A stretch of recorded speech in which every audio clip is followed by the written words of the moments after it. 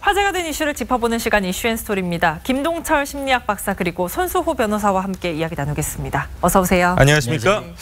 자, 전국이 올해 들어서 가장 뜨거운 주말을 맞이했습니다. 정말 숨이 턱턱 막히는 날씨가 이어지고 있는데요. 네, 기상센터 연결해서 오늘 날씨 먼저 알아보겠습니다. 홍지아 캐스터, 오늘 날씨 전해주시죠. 네, 오늘도 푹푹 찌는 극심한 더위가 이어지겠습니다. 더위가 식을 줄 모르면서 특보가 확대, 강화되고 있는데요. 이 시각 현재 전국에 폭염특보가 내려져 있고 절반 이상의 지역이 경보로 강화돼 있습니다. 장마가 일찍 끝난 데다 햇살이 강하고 여기에 덥고 습한 공기까지 유입되는 게 원인으로 보고 있습니다. 때문에 연일 최고 기온을 경신하고 있는 요즘인데요. 오늘 서울은 낮 최고 기온이 34도까지 예보되면서 올해 들어 가장 더운 날을 또 한 번 경신하겠습니다. 특히 대구는 더위에 스프링클러가 오작동하는 일도 있었는데요. 오늘은 낮 기온이 37도까지 치솟겠습니다. 이럴 때 더위를 식혀줄 비라도 내리면 좋겠지만 당분간 비 소식 없이 불볕더위만 이어지겠습니다. 이번 주 내내 낮 최고 기온이 33도에서 35도 분포를 보이겠고요. 밤에는 열대야 현상이 나타나겠습니다. 특히 이번 폭염은 8월 중순까지 장기간 이어지는 게 특징입니다. 열사병과 탈진 등 온열 질환에 각별히 주의하셔야겠습니다. 지금까지 기상센터였습니다. 네, 비 소식이라도 좀 있으면 좋을 텐데 이번 주 내내 이렇게 덥다고 하니까 월요일 아침서부터 조금 기온이 빠지는 것 같습니다. 하지만 여름은 또 더워야 되는데 자, 여름 하면 대구 날씨, 대구 이 온도 빼놓을 수 없거든요. 네, 다른 지역도 주말 동안 정말 더웠지만 대구는 아주 엄청 더웠습니다. 네, 최고 기온 37도까지 올랐는데요. 그 자동차를 주차하면은 이제 기온이 좀 많이 올라가잖아요. 네, 그런데 대구에 주차해놓은 차, 41도네요. 굉장히 좀 기온이 올라가 있는 걸 확인할 수 있겠고요. 또 밤에도 해가 진 밤에도 기온이 굉장히 높았어요. 그래서 이제 밤 10시인데도 이제 그 기온이 29도였고요. 또 11시가 됐는데도 오히려 30도로 오른 그런 그 사진도 있었고요. 또 새벽 3시까지도 30도가 유지된 그런 새벽 3시예요. 네, 그렇습니다. 네. 대구 지역이 그랬는데요. 이제 그 사흘 연속으로 이제 그 열대야가 있었습니다. 그리고 밤에도 30도까지 된다는 거는 이거 굉장히 높은 건데 정말 밤잠 제대로 주무시기 힘든 그런 그 상황이 아니었나 생각이 되고 또 스프링클러가 오작동했어요. 원래 스프링클러가 화재가 발생하면 그 열 등을 감지해서 자동으로 이제 물이 터지는 거잖아요. 그런데 불이 나지 않았는데도 스프링클러가 작동을 했습니다. 너무 온도가 높으니까. 네, 그 백화점에 그 유리로 된 원래 그 유리로 된 부분에는 열을 잘 흡수하니까 그 온도가 많이 올라가잖아요. 그래서 마치 불난 것처럼 잘못 이제 그 인식을 해서 스프링클러가 이제 작동하기도 한 그런 일이 대구의 한 백화점에서 있었는데요. 참 집 안에도 덥고 건물 안도 덥고 또 길거리는 더더욱 덥고 지금 뭐 화면 나오는 것처럼 정말 길 바닥이 이글이글 지금 이게 그렇습니다. 대구는 매 여름 때마다 폭염으로 고통을 받기 때문에 오히려 그 폭염을 이용해서 뭐 역발상 마케팅을 하는 모습도 저희가 지금 화면으로 나오고 있는 것 같네요. 어떤 부분입니까? 이런 그 폭염 마케팅이라고 하는 부분들로 저희들 생각을 해볼 수는 있겠습니다. 이게 이제 발상의 재전환 뭐 이제 이렇게 보셔도 될 것 같은데요. 뜨겁고 덥지 않습니까? 뜨겁고 더울 때 사실 그 정말 뜨거워서 막 몸이 달아오르지만 어떤 뜨거운 부분에 대해서 어떤 재미있는 위트라든지 유머를 넣어서 마케팅을 하면 머릿속에 오랫동안 남을 수 있는 기억의 각인이 만들어집니다. 그래서 지금 대구 같은 경우는 2015년부터 이제 데프리카 마케팅이라고 합니다. 대구하고 아프리카를 이렇게 얘기한 거죠.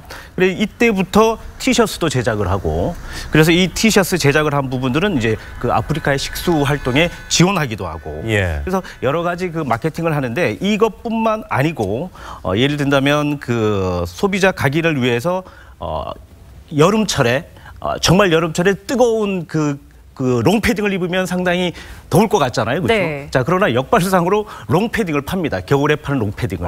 자, 그런 식으로 해서 여러 가지로 인한 그 발상의 재전환 마케팅, 그러니까 폭염 마케팅 이렇게 이제 많이들 하고 있죠. 그렇군요. 정전도 잇따랐다고 하는데 저도 사실 예전에 20층 넘는 집 올라가려고 그러는데 정전이 됐더라고요. 하도 여름에 이제 전력 수요가 많아서 그랬는지 전 아예 안 올라가고 좀 버텨봤거든요. 그래가지고 결국에는 올라가는데 그렇게 또 고생하신 분들 굉장히 많다면서요. 예, 이번에 이제 상당히 많이 더워지면서 사실 정전 사태가 상당히 많았습니다. 이제 과부하로 정전이 생긴 것인데요. 부산의 아파트가 850세대가 피해를 봤습니다. 이 뜨거운 그 여름에 이렇게 이제 폭염에 이렇게 됐었는데요. 고향에서도 266세대가 정전이 됐었고요. 그리고 또 홍천군 주택가에서는 800세대가 전기가 끊겼습니다. 이런 문제가 왜 심각하냐면 에어컨도 못 쓰죠. 그리고 엘리베이터가 또 맞습니다. 중단이 돼버립니다. 그렇죠. 자, 이렇게 돼버리면 열사병과 일사병이라고 있는데 안에 갇혀있어 뜨거운 열을 받는 열사병 같이 이제 어떤 심리적 문제 그리고 정신적 문제, 신체적 문제도 발생이 될 수 있습니다. 그렇기 때문에 이런 부분에 대해서는 사실 좀 미리 예방을 또 하기 위해서 점검 이런 것들도 상당히 필요하지 않을까 이런 생각이 듭니다. 자, 뭐 밤 새벽 3시에도 30도가 넘었다. 뭐 열대야 중에 열대야인 것 같은데 이런 열대야 언제까지 계속된대요? 사실 열대야가 기준이 그 저녁 6시부터 다음 날 아침 9시까지 최저 기온이 25도 이상이면 열대야라고 합니다. 그렇죠. 그러니까 밤 시간에 25도 아래로 내려가지 않으면 열대야거든요. 그런데 이게 이번 주도 계속될 것으로 지금 예상이 되고 있어요. 특히 이제 작년에는 전국 평균으로 볼 때 열대야가 이제 10.8일이었다고 합니다. 그런데 올해는 이거보다 더 길지 않을까, 더 많지 않을까 이런 생각이 들고요. 특히 이제 열대야가 있으면은 좀 잠 이루기 쉽지 않잖아요. 그래서 뭐 선풍기나 에어컨을 트는 경우가 많이 있는데 이제 미지근한 물로 샤워를 하고요. 그리고 또 뭐 격한 운동은 안 되겠습니다만 아주 가벼운 운동은 오히려 숙면에 도움이 된다고 합니다. 그렇군요. 어제 정말 미지근한 물로도 샤워하기 힘들 정도로 시원한 물로 굉장히 더웠는데 특별히 어르신들 같은 경우는 건강 관리 좀 잘 하셔야 될 것 같습니다. 물을 자주 마시는 게 도움이 된다고 하니까요. 꼭 많이 마시고 수분 섭취 잘 하시길 바랍니다. 자, 축구 좋아하시는 분들 뭐 한 달 정도 굉장히 행복하셨을 것 같습니다. 오늘 새벽 있었던 월드컵 결승전 프랑스가 크로아티아를 4대2로 이겨서 승리를 했습니다. 자, 4대2 이렇게 골이 많이 나오는 경우도 결승전 거의 드문 일이었다면서요? 네, 결승전에는 사실 많은 골이 터지지 않죠. 뭐 1대0, 뭐 2대0, 2대1 뭐 이 정도지 않습니까? 네, 뭐 지난 대회에서도 1대0이었고요. 또 그 전 대회에서도 1대0이었습니다. 이게 뭐 긴장도 많이 하고 또 실력도 팽팽하고 또 안정적으로 경기 운영하기 때문에 그럴 텐데요. 하지만 이번에는 굉장히 많은 골이 터졌어요. 4대2 합해서 6골이나 터졌는데 게다가 전반 초반에도 골이 터지고요. 또 전반전에도 2대1로 이제 끝날 정도로 골이 많이 터져서 이제 많은 그 관중 그리고 시청자들이 화끈한 경기를 즐길 수 있었는데요. 66년 잉글랜드 월드컵 이후에 52년 만에 이제 6골 이상 터진 결승전이라고 하는데요.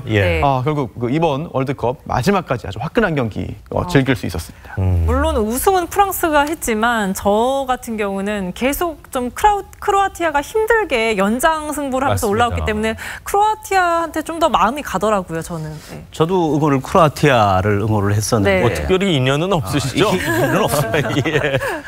이제 계속 이제 투혼의 아이콘으로 불려졌죠. 사실 지금 상당히 그 죽음의 조로 이제 불리는 D조. 그렇죠? 아르헨티나를 이제 밀어내고 조 1위를 했지 않습니까? 자, 그렇게 하면서 사실 8강부터 시작을 해서 뭐 16강, 8강, 뭐 4강까지 계속 연장전을 치르면서 사실 많은 에너지를 좀 쏟았습니다. 자, 그럼에도 불구하고 정말 열심히 했다라는 것이죠. 자, 그리고 또 나이도 그렇습니다. 저희들이 이제 그 노장 투혼에 대한 문제들 때문에 사실 더욱 저도 이제 더 응원을 많이 했었었는데 이런 부분들도 사실 프랑스 평균 연령이 20대입니다. 26.1세. 굉장히 젊네요. 굉장히 젊죠. 자, 그러나 크로아티아는 30대 선수들이 주축을 이룹니다. 그래서 은퇴에 앞둔 그런 노장인 선수들인데 27.9세. 자, 그렇기 때문에 이런 여러 가지의 문제들이 있었기 때문에 사실은 투혼의 아이콘으로 이렇게 불려졌고요. 또 하나는 또 이렇습니다. 보통 노장들이 뛸 때 사실 심리적으로 위축도 되지만 사실 체력적 소모도 상당히 많지 않습니까? 근데 이 체력적 소모를 끝까지 이겨내고 했다라는 얘기가 있고요. 그리고 또 1998년 프랑스 월드컵 때 사실 프랑스에게 역패를 당하면서 어떻게 보면 사실 심리적으로 상당히 압박이 심했을 텐데도 불구하고 어쨌거나 열심히 싸웠던 이 부분에 대해서 저희들이 찬사를 보내고 응원을 보내는 거죠. 맞습니다. 이 골든볼의 주인공이 크로아티아 선수 모드리치 선수였기 때문에 정말 투혼을 발휘하지 않았나 그런 생각인데, 자, 근데 결승전 치고는 결승전에 이런 실수도 나와, 이런 장면들이 꽤 있었어요. 골키퍼 장면이 그쵸? 정말 마지막 골은 어이가 없었습니다. 그렇습니다.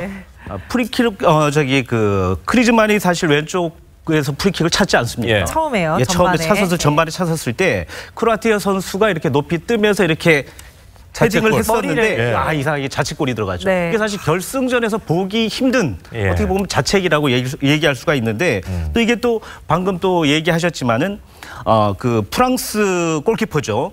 요리스도 사실은 수비수에게 이렇게 패스를 한다는 것이 그렇죠. 또 상대방 공격수에게 또 발에 살짝 걸리면서 또 어떻게 보면 실수로 살짝이 아니라 제대로 걸려가지고요. 그렇죠.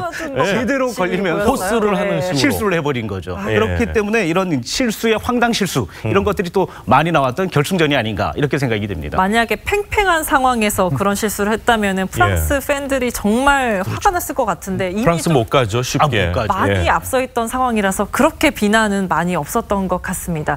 또 관중들이 경기장 안으로 뛰어드는 돌발 사고도 있었다는데 일반 관중은 또 아니었다면서요? 네, 보통 이제 이렇게 큰 대회 하다 보면은 흥분한 관중이라든지 아니면 어떤 선수를 정말 한번 건드려 보기라도 하는, 만져보고 싶은 그런 관중들이 난입하기도 하는데요. 지금 화면에 나오는 저 경찰 복장을 한 여성입니다. 왼쪽에 있죠. 그런데 일반 관중은 아니었어요. 그래서 지금 반체제 록밴드의 그 멤버들입니다.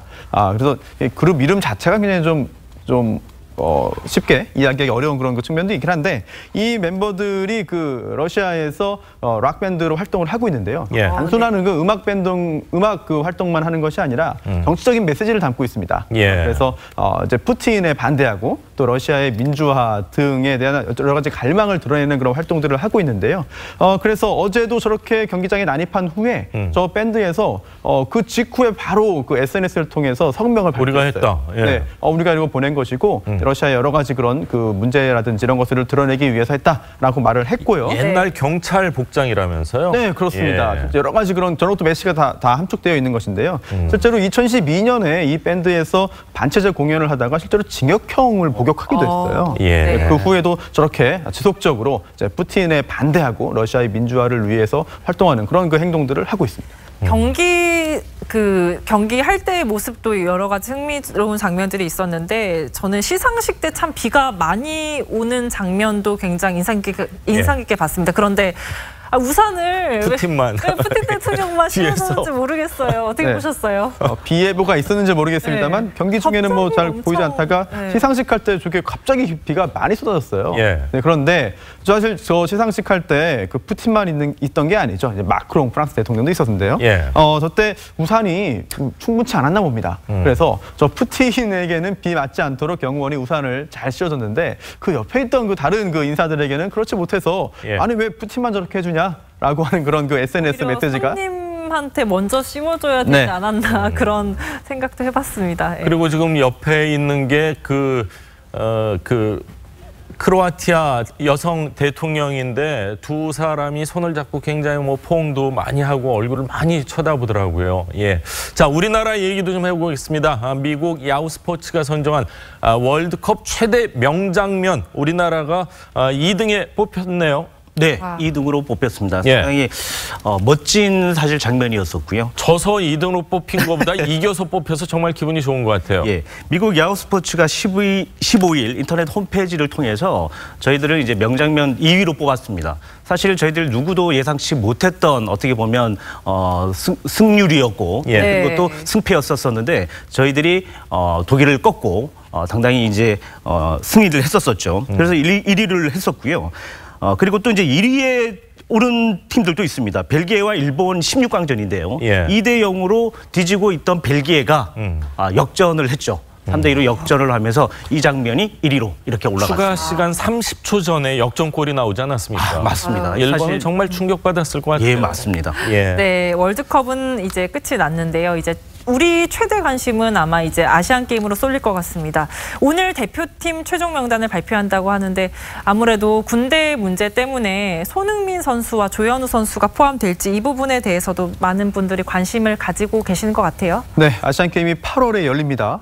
이제 금메달을 이제 따면 이제 병역 혜택이 있죠. 그렇기 때문에 계속해서 관심이 이제 모여지고 있는데요. 사실 그 엔트리가 전체 선수가 20명밖에 안 돼요. 예. 그리고 또 아시안 게임은 연령 제한이 있습니다. 그래서 원칙적으로는 23세 이하 선수만 출전할 수 있고 다만 연령 제한 없이 최대 3명까지 출전 가능하거든요.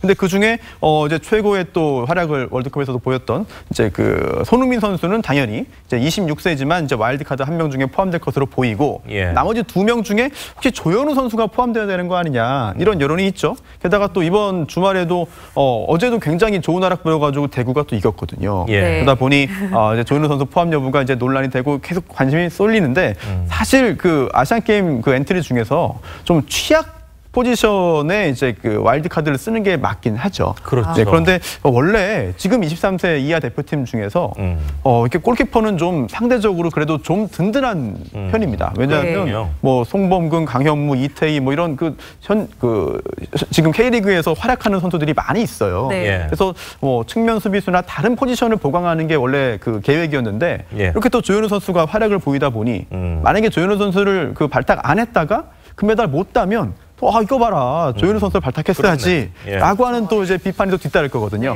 오늘 어떤 결과가 나올지 저도 굉장히 궁금합니다. 그렇군요. 자, 월드컵은 끝났지만 아시안 게임 여러 종목이 하니까 여러 종목별로 그 운동별로 좋아하시는 분들 또 관심 많이 가져주시기를 기대하겠습니다. 자, 오늘 두 분 말씀 여기까지 듣겠습니다. 감사합니다. 고맙습니다. 고맙습니다.